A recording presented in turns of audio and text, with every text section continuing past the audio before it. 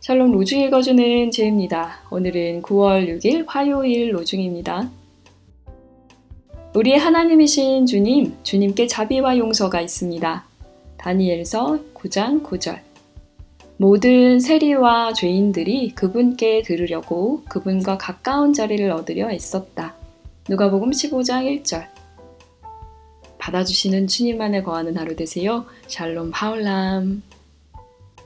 최근에 자신이 개척했던 교회를 다른 사람에게 물려주고 본인은 또 새로운 개척을 시작해서 주목을 받았던 목사님이 한 분 있어요. 굉장히 개혁적인 마인드였고 또 이분이 우리 지금 한국교회의 문제들 이런 거에 대해서도 굉장히 거침없이 자기 소신을 드러내는 분이라 많은 사람들이 존경했습니다.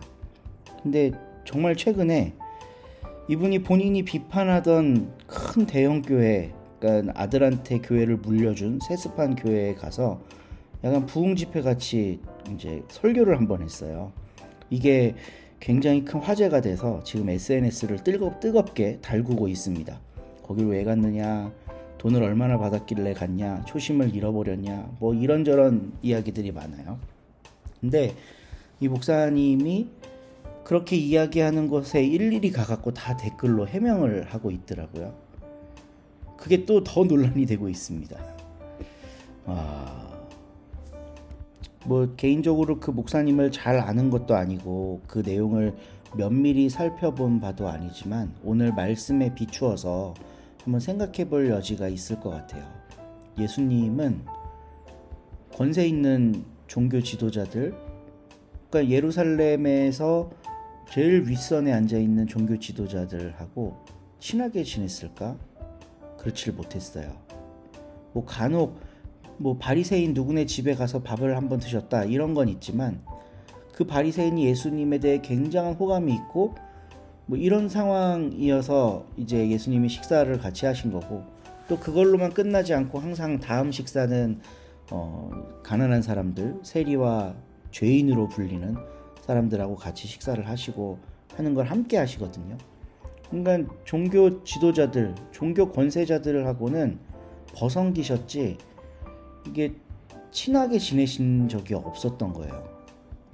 잘 생각해 보면요, 주류 종교에 의해서 이미 심판받은 사람들, 이미 죄인으로 규정된 이 사람들이 앞으로 어떻게 살아가야 될까?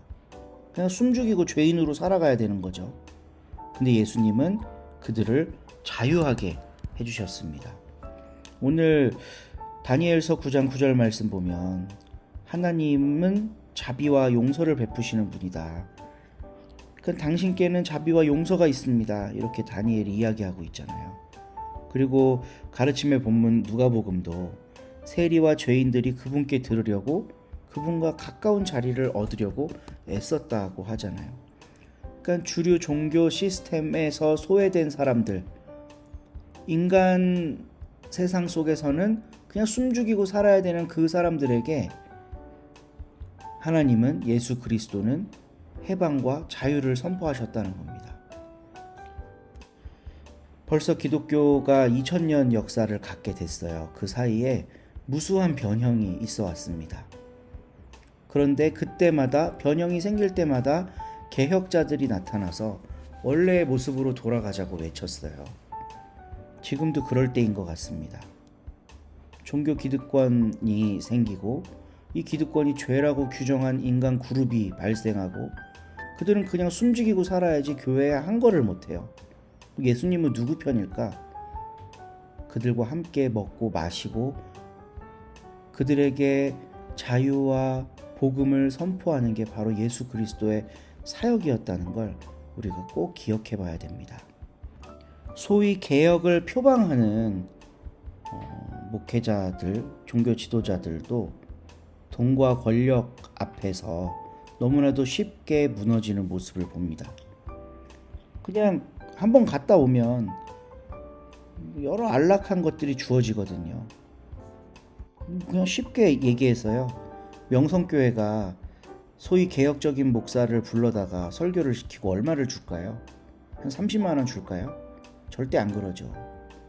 가서 뭐 한 3, 40분 설교하고 100만 원, 많게는 몇백만 원씩 주머니에 찔러 넣어주는데 그거 뭐 마다하기가 쉽지 않은 건 거죠. 근데 우리는 꼭 기억해야 됩니다. 예수님은 거기에 가셨을까? 아니, 예수님이 지금 이 땅에 계시다면 어디에서 누구와 함께 하고 계실까? 이걸 끊임없이 묻는 게 바로 신앙입니다. 오늘 함께 읽을 새한글 성경 본문은 마태복음 22장이고요. 신혜원 집사님이 낭독해 주십니다. 비가 많이 오고 있는데요. 안전하시기를, 건강하시기를 빕니다. 좋은 하루 되세요. 22장. 이어서 예수님이 여러 비유를 들어 그들에게 다시 말씀하셨다.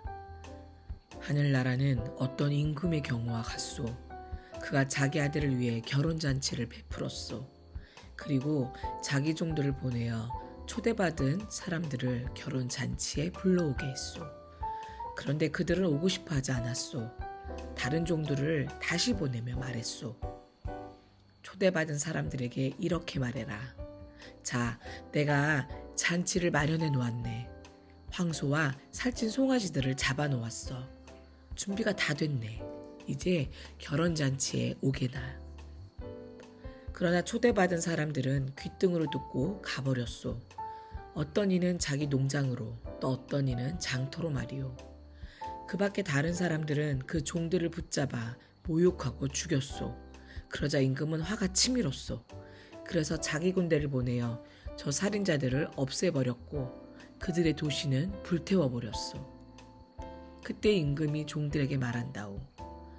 결혼잔치는 준비되어 있는데 초대받은 사람들이 자격이 없었다. 그러니 여기저기 주요 거리로 나가서 만나는 대로 사람들을 결혼잔치에 초대해라. 저 종들이 길로 나가서 만난 사람을 모두 데려왔소. 악한 사람이든 선한 사람이든 말이오. 마침내 기대 앉아서 먹는 사람들로 결혼잔치 자리가 가득 찼소. 기대 앉아서 먹는 사람들을 살펴보려고 임금이 들어가서 보았더니 거기에 결혼잔치의 예복을 입지 않은 사람이 있었소. 임금이 그 사람에게 말한다오. 이복의 친구, 결혼잔치의 예복을 입지 않고 여기에 들어오다니 어떻게 된 건가? 그 사람은 아무 말이 없었소. 그때 임금이 잔치의 신용꾼들에게 말했소. 그의 발과 손을 묶어서 바깥 어두운 데로 쫓아내어라. 거기서 그가 울부짖으며 이를 갈 것이다. 부름받은 사람은 많은데 선택받은 사람은 적기 때문이요. 그때 바리새파 사람들이 가서 예수님이 하시는 말씀에 덫을 놓으려고 계획을 꾸몄다. 그들이 자기 제자들을 헤롯 땅 사람들과 함께 예수님께 보내어 말씀드리게 했다.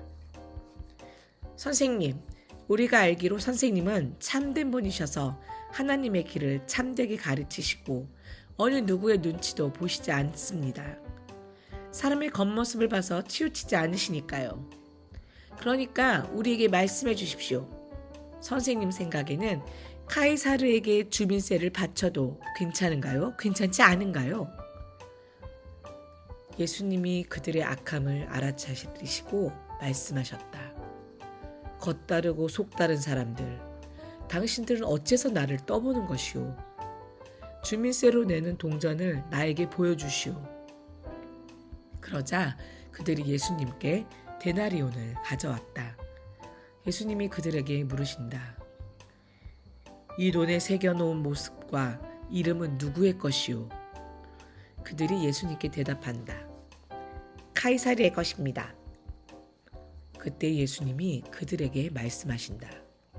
그러면 카이사르의 것은 카이사르에게, 하나님의 것은 하나님께 돌려드리시오. 그들이 듣고서 놀라워했다. 그리고 그들은 예수님을 내버려 두고 떠나갔다. 바로 그날에 사두개파 사람들이 예수님께 다가와서 부활이 없다고 주장했다. 그러면서 파고들어 여쭈었다. 선생님, 모세는 이렇게 말했습니다.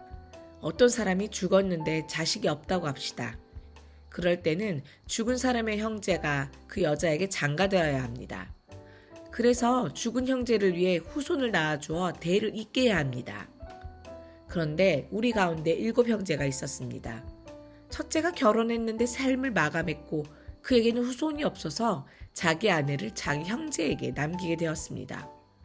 둘째도 셋째도 마찬가지였습니다. 7째까지 그랬습니다. 맨 나중에는 그 여자가 죽었습니다. 그러면 부활 때는 그는 7명의 가운데 누구의 아내가 되겠습니까? 7명이 다 그 여자를 아내로 맞아들였으니까 말입니다. 예수님이 그들에게 대답하셨다. 당신들은 속아 헤매고 있는 거요. 성경도 하나님의 능력도 알지 못하기 때문이요. 사실 부활 때에는 장가도 가지 않고 시집도 가지 않소. 도리어 그들은 하늘에 있는 천사와 같소. 죽은 사람들이 부활하여 다시 일어나는 일을 두고 하나님이 당신들에게 하신 말씀을 읽어보지 못했소? 나는 아브라함의 하나님, 이삭의 하나님, 야곱의 하나님이다 하고 말씀하셨소. 하나님은 죽은 사람들의 하나님이 아니라 살아있는 사람들의 하나님이시오. 무리들이 듣고서 예수님의 가르치심에 매우 놀랐다. 예수님이 사두개파 사람들의 입을 다물게 했다는 소식을 바리새파 사람들이 듣고서 한 곳으로 모였다. 그들 가운데 율법 전문가 하나가 예수님을 떠보려고 파고들어 여쭈었다. 선생님, 율법 가운데 가장 큰 계명은 어느 것입니까? 예수님이 대답하셨다. 주님, 곧 그대의 하나님을 사랑하라. 온 마음과 온 정성과 온 의지로. 이것이 가장 크고 으뜸 가는 계명이요. 버금가는 것도 마찬가지로 중요하오. 너의 이웃을 너 자신처럼 사랑하라.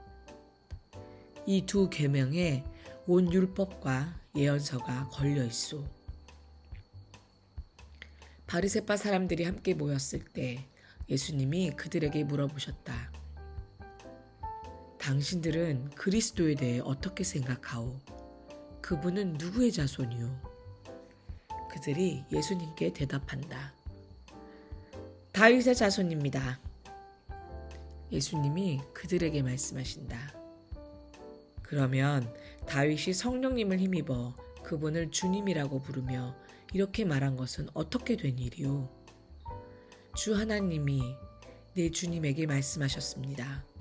앉아 있어라, 내 오른쪽에. 내가 그대의 원수들을 그대의 발 아래 둘 때까지. 그러니 다윗이 그리스도를 주님이라고 부르고 있는데 어떻게 그리스도가 다윗의 자손이 될 수 있소? 예수님께 한마디라도 대답할 수 있는 사람은 아무도 없었다. 바로 그날부터 누구도 예수님께 더는 따지고 둘 엄두를 내지 못했다. 아멘.